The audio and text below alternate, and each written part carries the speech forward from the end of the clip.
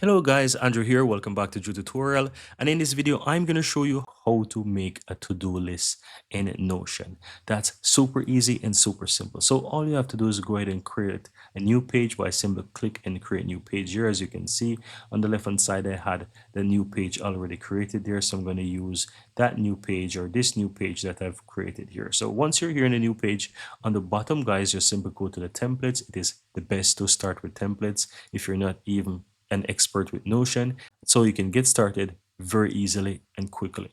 So once you're here, just simply use a search on the upper right hand side and type in to-do list. And that's all that you have to do. Go ahead and hit enter, and you will find a ton of different to-do lists that you can use. You'll have this one is an advanced one, it's for $3, but you don't necessarily have to use these paid ones. You can find a simply free Notion template that you can use. So here are some free ones that you can find, and you can find something with good ratings that you can actually use. So for example, this one is 4.9. So this is also another one which is 4.8. So whichever style you like, you might want to look at them and see what they look like. And if you find something that you like, you can just start using it. So what I'm going to do, I'm going to just choose, for example, this one here.